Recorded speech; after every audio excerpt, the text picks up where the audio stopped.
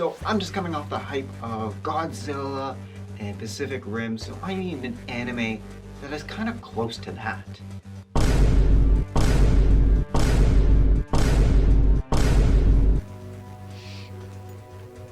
Hey guys, it's Julian here with a very important anime review at 3 in the morning.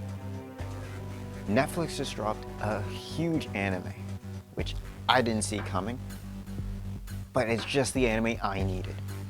Almost about a year ago, I said I needed more mech versus beast battling anime, and boy, did Netflix deliver here.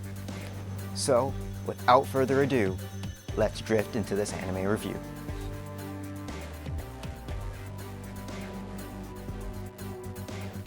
Okay, so I was a little skeptical at first when I heard that Netflix wanted to get into the whole Japanese anime scene.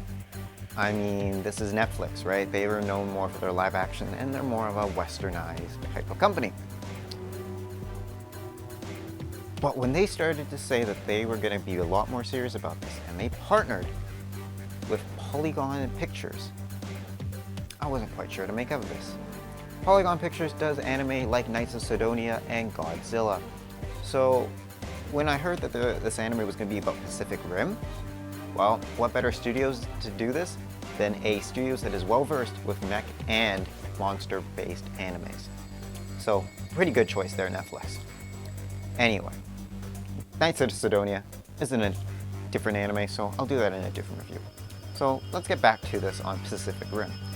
Pacific Rim is a franchise that has 2 live-action movies already in it, so I was kind of worried, how are they going to translate that into the whole anime universe?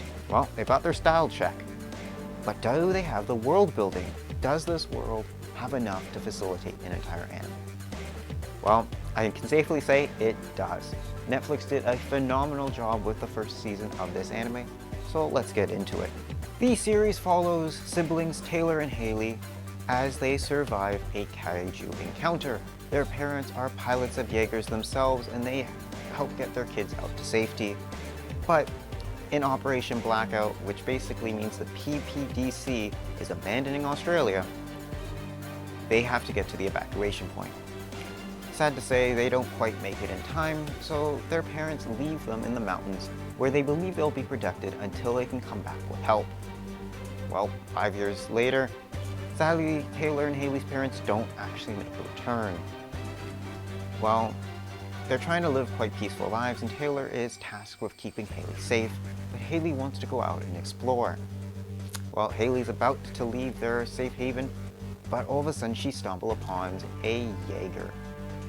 Well, she always wanted to be a Jaeger pilot like her parents and Taylor, as Taylor did when he was a younger boy, actually participate in the pilot's program, but didn't end up becoming a full-fledged pilot due to Operation Blackout. Hayley gets on board and wants to try to move it. Unfortunate for her, she triggers off an alarm trying to get the Jaeger to move, which alerts a Kaiju in the area, level 4 Copperhead, which is one of the main antagonists of this season. Well, with now their safe haven completely destroyed, Taylor and Hayley set off to go find their parents. Along the way, they meet a boy left by the PPDC in what seems to be a tank of water in their underground facility. Well, I mean, come on, a lot of scientific experiments were conducted on Kaiju, as can be seen in the movies, but what mystery does Boy have? And I love the reference that they made with just calling him Boy. I think it's great and pretty hilarious in its own right. Well, also along the way, they run into Sean and May. Sean runs an operation out of Bogan, dealing in Kaiju eggs and getting and acquiring Jaeger parts. Sean has a very manipulative way and controls everything with a sort of iron fist. So he's a pretty decent antagonist for this series. May is a person with a messed up past because Sean has completely manipulated her memories, but May does end up having a good side and sides with the siblings. So, alright, for our main cast of heroes, we've got our siblings Taylor and Hayley, along with May and Boy. Alright, off to a well-rounded start. But the season 1 is more of a setup for the entire series. It doesn't quite address any of the major mysteries throughout it, but instead lays out a ton for us to get excited about. We've got the mystery of who the heck Boy is, we've got the mysterious past of May, we've got Hayley and Taylor looking for their parents, but we also have some other mysteries brewing around. What's going on with Loa? Why was Atlas Destroyer decommissioned and only set into training? What the heck was going on? Why did the PPDC have to completely pull out? What happened to their parents?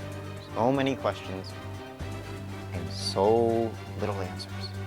But that sounds like a theory I need to tackle later on, so be sure to watch that video next after this. But that's basically it for Season 1. I mean, I do have one other problem with this series, is the fact that it's a Netflix series, so it follows the Netflix structure. In total, there are only 7 episodes within Season 1, which breaks the traditions of what a Japanese anime has, which is traditionally about 12 episodes. This means that they have little time to do complex storytelling and will require multiple seasons to do so. So what I'm hoping out of this, and I'm hoping this is what it means, is that Netflix, you're gonna have tons of seasons, right, for this series? You're not just gonna have one more, which is seemingly already confirmed, so I'm hoping for an announcement for Season 3 and 4 as well. But like I said, it's 3 in the morning. The series literally just came out the day before. I'm jumping the gun here, but as you can see, I am thoroughly excited for this, and I think they did a great job with this. The series does not forget its roots and does not exclude the first 2 movies. It does make a lot of great references, such as ghost drifting when Taylor attempts to move the Jaeger all on his own. It accesses files of previous Jaeger pilots, like the one in the first movie, as well as Loa does access the database files for the Pacific Uprising War, giving the cast information on those Jaeger units. But there seems to be a mystery brewing about what happened during that war as well, so I'm hoping in future seasons we'll get to see more references to these movies. Now it's time for Romance Corner, which is my favorite segment, and don't worry, even though this isn't a romance anime, there is a romance brewing. Tyler and May both have complicated pasts, but that always brings 2 characters together even closer. With May's complicated past being completely altered by Sean, it leaves her wondering who she really is and what she should really be doing, while Taylor feels a lot of guilt for what has happened in his past, but is trying to rectify that with the also complicated memories from that ghost drifting. Well, this sounds like a recipe for a great romance down the line, which again, I'm not expecting to happen in Season 2, but this sounds like a Season 3 sort of thing, but by Season 2, we'll start to confirm that there are feelings growing between these 2 characters. Like I said, Season 1 does a huge job in setting up these characters and setting up the universe, so they've laid the groundwork for a potential relationship to grow here. Alright, it's time for the 3 reasons why you should be watching this anime. Yeah, you would think I would say, oh, because it's on Netflix. No. Let's get into the real anime type reasons. Number 1, it's a mech versus beast anime. I love watching these. Just like Gun Parade March, where we got to see some awesome mech battles with some monsters. Pacific Rim is this type of series. It delivers heavily on that, to see these Jaegers go up against the Kaiju. Polygon Pictures did a phenomenal job capturing those battles, and I can't wait to see into Season 2 what new battles we'll get to see, and new Jaegers and new Kaiju appear. Number 2 is the mystery surrounding.